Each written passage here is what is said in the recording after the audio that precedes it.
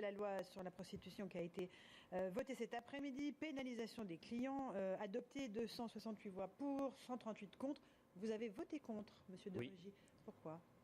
Oui, j'ai voté contre comme la majorité du groupe écologiste, comme d'ailleurs aussi des députés socialistes et des députés UMP. Je note d'ailleurs que la majorité a été assez étriquée.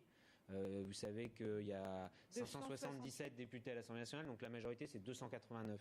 Il n'y a eu que 268 voix pour. Bon, il y a eu beaucoup d'abstentions, donc ça a fait une majorité relative. Mais surtout, le groupe socialiste compte 292 membres. Donc il y a plus de 50 députés socialistes qui soit n'ont pas pris part au vote, soit ont voté contre. Je sens que là, il y a un malaise que nous avions d'ailleurs dénoncé. Mais vous, pourquoi vous avez voté contre ? Parce que le texte n'est pas bon.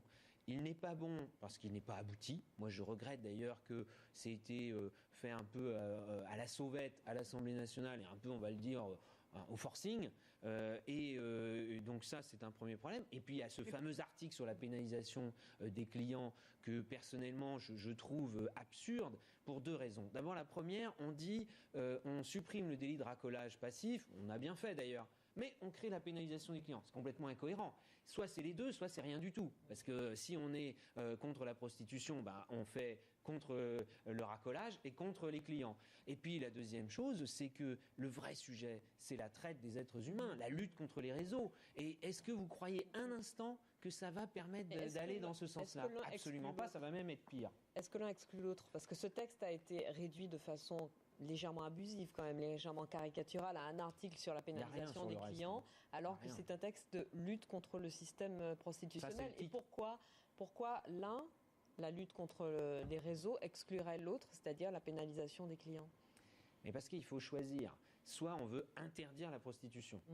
Et là, on mène une lutte sans merci contre la prostitution. Contre les réseaux, évidemment, mais contre la prostitution. C'est une première marche. Et on fait un arsenal juridique. Ah ben non, mais là, on monte une marche, on en descend une autre. Moi, je vais vous dire, les Français, ils veulent que les députés règlent des problèmes avec les lois qu'ils votent. Ils veulent pas des lois d'affichage. Il y en a assez d'avoir des lois simplement pour dire on a parlé d'un sujet. Le but, c'est pas d'en parler, c'est de le régler. Il y a des problèmes autour de la prostitution. Venir en aide aux prostituées, c'est pas un problème qui doit être réglé ? Bien sûr que si, mais cette loi, est-ce que vous croyez qu'elle va venir en aide aux prostituées ? Sûrement pas. Ceux qui l'ont voté le pensent, en tout cas. Oui, mais enfin, il démontre tout le contraire en faisant la pénalisation du client, dont tout le monde sait qu'elle va mettre plus les prostituées dans la clandestinité, et donc plus à la merci des réseaux. Et en plus, les policiers l'ont dit, je l'ai vu sur votre antenne d'ailleurs, que ça allait aggraver les choses. Comment expliquez-vous que des prostituées, il y en a qui combattaient ce texte, mais que des prostituées légalement défendues ? Par exemple, à propos de clandestinité, quand elles disent mais la clandestinité, c'est tout simplement quand la porte se referme derrière nous et que nous sommes seuls livrés aux mains du client. Eh bien alors à ce moment-là, allons au bout des choses. Disons encore une fois, soit on est totalement contre la prostitution, soit on crée un cadre sécurisant pour les prostituées. Qui a-t-il Non, parce que les maisons closes, justement, elles voulaient bien dire ce que ça veut dire. C'était un monde clos. Moi, je ne suis pas du tout à idéaliser ça. Je vais vous dire, il y a aussi des problèmes de tranquillité publique. Moi, je suis député d'une circonscription où il y a de la prostitution, où il y a des problèmes. Mais je veux dire, les habitants que j'ai rencontrés, ils ne se font pas une illusion sur l'efficacité de cette loi. Et vous proposez quoi, vous, alors, concrètement, sur ce sujet-là ?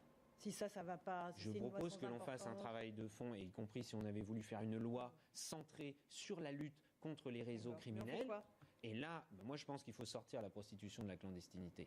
Ça, c'est clair. Moi, c'est ma position de fond. Mais comment on fait ça ? Je n'idéalise pas du tout. Je ne suis pas du tout à dire c'est formidable. Mais sortir de la clandestinité, c'est-à-dire ? Je pense qu'il faut mettre un cadre légal qui permet à la prostitution. Aujourd'hui, elle est tolérée en France, mais on combat les à côté. Je pense qu'on fait les choses à l'envers. Après, je respecte ceux qui disent je lutte contre la prostitution, je lutte contre les réseaux, donc je lutte aussi contre les prostituées, contre les clients, etc. Donc vous voulez un cadre pour autoriser la prostitution, en fait. À titre personnel, oui, ce serait ma position. Oui. Elle n'est pas interdite aujourd'hui, la prostitution. C'est ça tout le paradoxe. Donc c'est pas un cadre pour l'autoriser. Le racolage n'est plus une faute juridique. Pour que ce soit, excusez-moi, mais la prostitution qui se passe dans la rue, parce que c'est ça la réalité aujourd'hui. C'est ça qui est indigne. Indigne pour les prostituées, indigne pour les clients, indigne pour les habitants et les riverains. La prostitution sur Internet, c'est pas indigne ? Mais tout autant. Mais parce que c'est dans la clandestinité. Vous avez parlé à propos de ce texte et du fait qu'effectivement on pénalisait le client et qu'on abrogeait le délit de racolage passif, du fait que c'est comme, avez-vous dit, c'est comme faire de la pub pour un produit dont l'achat serait pénalisé. Est-ce que les mots étaient bien choisis ? Est-ce qu'on peut vraiment comparer les prostituées à un produit qu'on achète ? Mais le problème, c'est que dans ce débat, je vais vous dire, à l'Assemblée nationale, ça a été le bien contre le mal. Donc on ne peut plus rien dire parce que soit on est pour cette proposition. Est-ce que les mots étaient bien choisis? Non, je le dis, le mot produit n'était pas bien choisi. C'était, je fais une comparaison. Je dis si, mais soyons concrets. Une prostituée a donc le droit de racoler dans la rue des clients. Et si un client arrive et qu'il commence à discuter avec la prostituée, un policier le prend en flagrant délit, il peut l'arrêter. On marche sur la tête, excusez-moi. Comment on constate la faute? Moi, je ne comprends pas très bien. Pardonnez-moi, mesdames, je ne comprends pas très bien comment un racolage n'est plus une faute juridique, est autorisé et que le client, qui consomme éventuellement, lui risque d'être condamné à 1 500 € d'amende, ce qui n'est pas rien. Plus des stages de sensibilisation. Après, on a bien compris qu'il y a un clivage homme-femme. Pas du tout, Madame Ferrari. Pas du tout. Alors là, je tiens à le dire, au sein du groupe écologiste, vous avez eu des hommes et des femmes qui étaient pour la loi ou contre la loi. Au sein du groupe socialiste aussi, au sein du groupe UMP. Non. Surtout, alors là, moi, je n'accepte pas cela parce que Madame Vallaud-Belkacem, c'est ce qu'elle a essayé de nous faire croire. Et elle a essayé de nous dire, moi, je suis une loi qui défend les droits des femmes. C'est une atteinte à l'égalité entre l'homme et les femmes, la prostitution. Mais alors, quand c'est la prostitution entre deux hommes, qu'est-ce que c'est? Là, on n'en parle plus. Là, elle ne m'a jamais répondu là-dessus. Elle a parlé aussi, y compris aujourd'hui à l'Assemblée. Elle m'en a jamais répondu. Moi, j'ai posé des questions concrètes. Elle ne m'a jamais répondu. On était sur les principes, le bien contre le mal. On ne peut pas légiférer comme ça. J'ai une question concrète à vous poser. Vous avez aussi parlé à propos de ce texte, d'un texte moralisateur, avec des rôles en moralisateur. Où est la morale, où est le moralisme dans ce texte? En quoi est-il moralisateur, ce texte? Parce que je vous dis, écoutez ou regardez les interventions, par exemple, de Madame Vallaud-Belkacem, on est en effet sur l'idée que la prostitution, c'est une atteinte à l'égalité entre les hommes et les femmes. C'est forcément l'homme client qui est dominant, qui achète une prostituée femme. C'est le principe. Et je dis qu'en effet, ça, c'est une vision moralisatrice, parce que comment on fait quand c'est deux hommes, comment on fait même si c'est deux femmes, si c'est la femme qui est cliente avec un homme qui est prostitué. On ne parle pas de la pornographie, des films pornographiques, excusez-moi. Si on parle des clients de prostituées, on pourrait aussi parler des clients des films pornographiques. On peut peut-être faire les choses par Je vais peut-être essayer de poser une question. Sur un autre sujet. Sur un autre sujet, mais je ne sais pas si vous serez plus ou moins à l'aise. Mais c'est un sujet, en tout cas, très, très important, lui aussi, c'est les déclarations de Mme Lauvergeon, qui, je pense, vous ont beaucoup préoccupé. Qu'est-ce qu'elle a dit, Mme Lauvergeon, présidente d'Areva, donc elle connaît ex-président. Oui, elle connaît néanmoins son nucléaire sur le bout des doigts. Elle dit que la promesse du président de la République de réduire de 50% la part du nucléaire dans la production globale d'électricité d'ici 2025 est totalement irréaliste, que pour y parvenir, il faudrait d'ici 2025 fermer 25 centrales. Pour l'instant, il y a réacteurs. Pardon, réacteurs. Bon, et pour l'instant, il n'y en a qu'une centrale qui est prévue à la fermeture, qui est Fessenheim. Et encore, à mon avis, c'est pas tout à fait gagné. Votre commentaire, puis après on pourra peut-être enchaîner par une ou deux autres questions. Écoutez, moi je vais vous dire une chose, ça me fait penser, c'est comme la réforme fiscale. Les grands experts de Bercy nous disent « Ah non, on ne peut pas faire de réforme fiscale ». Nous, on a été élus sur un programme dans lequel il y a la réforme fiscale, nous voulons la mettre en œuvre. Eh bien, nous avons été élus, le peuple a parlé lors des élections présidentielles, il y a eu un débat, y compris entre Nicolas Sarkozy et François Hollande. Cette question du nucléaire, de la part du nucléaire dans la production d'électricité, a été au cœur du débat. Les Français ont tranché. Moi, j'en ai assez qu'une pseudo-experte comme Madame Lauvergeon, elle n'est plus présidente d'Areva. En revanche, elle est présidente d'une commission sur l'innovation. Vous croyez qu'elle nous parle d'innovation quand elle nous dit qu'il faut maintenir les vieux réacteurs nucléaires? Monsieur Dogy, ne faites pas une réponse technique parce que je pense que vous êtes plus qualifié que moi. On va faire une réponse courte et on se retrouvera juste après le journal. Pas une réponse politique. Techniquement, est-ce que son argument vous paraît fondé? 25 centrales à fermer d'ici 2025. Est-ce que ça vous paraît raisonnable? Vous les remplacez par quoi? Non, alors déjà, 20 réacteurs, c'est 4 ou 5 centrales. Oui, donc c'est pas la même chose. Et en l'occurrence, je pense que non, son argument n'est pas du tout valable techniquement. Alors, on se retrouve dans un instant avec vous, François de Rugy. Il y aura la météo et le journal de Romain Desarmes. À tout de suite sur iTélé. On se retrouve dans Tir croisé avec notre invité François de Rugy, co-président d'Europe Écologie Les Verts à l'Assemblée nationale. On parlait à l'instant du nucléaire avec le recadrage d'Anne Lauvergeon. Vous vous félicitiez puisque vous avez évoqué une pseudo-experte, c'est ça? Je pense qu'elle ne va pas apprécier. Mais bon, concernant le nucléaire, Jean-Claude avait une question sur Fessenheim. Effectivement, on a tout dit sur Mme Lauvergeon et ses pronostics pessimistes. Sur Fessenheim, vous êtes sûr de votre coup? Le président a vraiment envie de fermer en 2016, c'est ça? Il y a une forte opposition de la CGT et donc quelque part, j'imagine, du Parti communiste. Oui, mais il y a eu des manifestations, même quelques centaines de personnes. Je crois que la détermination, elle est totale. D'abord, je constate que c'est un sujet sur lequel le président n'a jamais varié.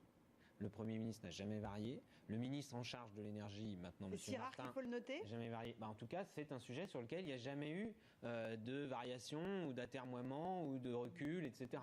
Et il y a quelqu'un qui avait été nommé par le gouvernement pour conduire, parce que c'est quelque chose, en effet, c'est un dossier lourd. Il faut faire la transition avec les salariés, avec les collectivités locales. C'est engagé, ça a été rappelé. Moi, je n'ai aucune raison de douter du fait que ce sera fait avant 2017. Sur la transition écologique non plus, il n'a jamais varié. C'est pas pour autant qu'il la met en œuvre. Mais là, il y a des actes qui ont été posés.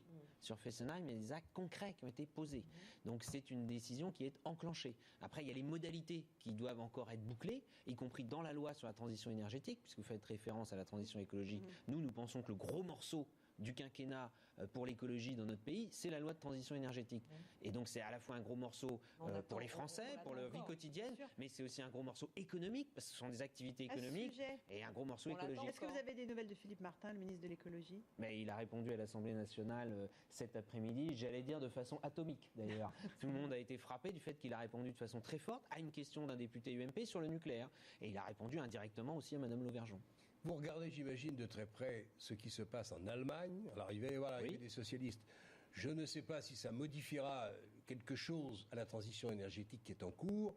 Sur les factures, c'est compliqué. Écoutez, plus l'Allemagne, 30% pour les Allemands. Il y a quelque chose d'un peu particulier en Allemagne, c'est que c'est une alliance entre la droite et la gauche. Enfin, les deux principaux partis de droite et de gauche qui vont faire un gouvernement commun.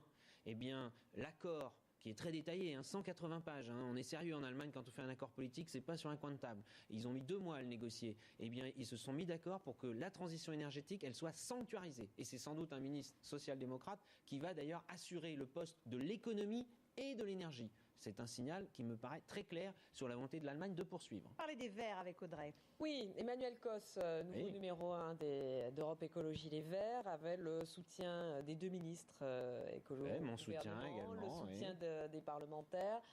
Elle obtient un tout petit 55% de vote de dites donc, un jour, si vous vous présentez aux élections, je suis sûr que si vous êtes élu avec 55%, vous serez bien content. Oui. En tout cas, moi, je le suis quand je suis élu avec 55%. Parmi 7 motions. Oui. Je rappelle qu'il n'y a que 11 000 adhérents au parti, donc 7 motions qui s'affrontaient. Sa motion n'a reçu que 38% des voix. Au premier tour, oui. Est-ce qu'elle est légitime? Oui. Légitimement élue? Oui, parce que vous avez rappelé tout d'une façon extrêmement précise. J'ai juste oublié de dire qu'un militant sur 2 s'est pas prononcé quasiment. Lors du vote au premier tour, oui, c'est comme d'ailleurs chez les Verts, contrairement à ce que croient les gens, les Verts ne sont pas obsédés par leur congrès, voyez-vous. Et donc, je dirais, les écologistes sont comme les Français, ils sont dans une période un peu où on est un peu désarçonné par ce qui se passe parfois dans la politique nationale, du gouvernement, etc. Donc ça a pesé sur notre congrès, évidemment. Emmanuel Cos, elle est une nouvelle tête. Moi, je la salue, je la soutiens parce que je sais qu'elle a les capacités. Alors, à elle de le démontrer maintenant et de vous le démontrer d'ailleurs. Mais elle a un passé militant, c'est-à-dire qu'elle sait ce que c'est que militer, de faire avancer des idées difficiles. Elle a milité notamment sur la question du sida, ce qui est quand même pas la question la plus simple. Et elle a aussi déjà une expérience de 3 ans et demi d'élue vice-présidente de la région Île-de-France sur la question du logement. Donc elle sait aussi ce que c'est. Et moi, je suis très attaché à ça, l'expérience de gérer une collectivité. Je pense que pour diriger un parti, c'est important. Quel sera son degré d'indépendance par rapport au ministre, au gouvernement? Est-ce qu'elle devra mettre le doigt sur la couture du pantalon comme son prédécesseur? C'est pas son style. C'est pas son style. Éjecté parce qu'il avait osé demander des comptes au gouvernement. Ça, c'est votre lecture, mais je ne la partage pas. Ça tire à vue quand même chez les écolos. Est-ce que vous êtes certain, franchement, entre nous, que vous n'êtes pas entré, le parti écologiste, n'est pas entré dans une phase de, comment dit-on, d'enfermement ou de refermement sur lui-même? Enfin, on compte plus ceux qui sont partis. Dominique Voynet, je pense qu'on va poser une question tout à l'heure sur Voynet, part à son tour. Elle ne se représente pas aux élections. Mais quand même, elle était aux affaires. Noël Mamère, par exemple. Noël Mamère, Hulot, j'en passe et les meilleurs. Vous êtes dans une phase, vous vous refermez, là, vous êtes quasiment devenu sectaire un peu. C'est votre lecture. Moi, je pense au contraire qu'on est très très ouvert. Et quand on dit, pour aussi répondre à Audrey Pulvar, savoir si le parti écologiste est vraiment sous le contrôle de Cécile Duflot, parce que c'est ça qui est sous-entendu. Je vais vous dire une chose. C'est même pas sous-entendu, c'est carrément dit par beaucoup de personnalités. Et à tort, parce que je vais vous dire, je pense que les écologistes sont plutôt pas assez organisés. Moi, je trouve pas qu'on soit trop organisé. Je trouve qu'on n'est pas assez organisé. organisé.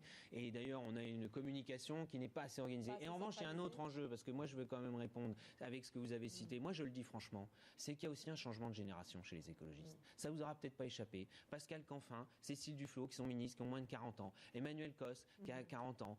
Moi et Barbara Pompili, à l'Assemblée nationale, pareil. Jean-Vincent Placé, qui il y a encore quelques années n'était pas connu. Et donc oui, il y a une nouvelle génération de responsables écologistes.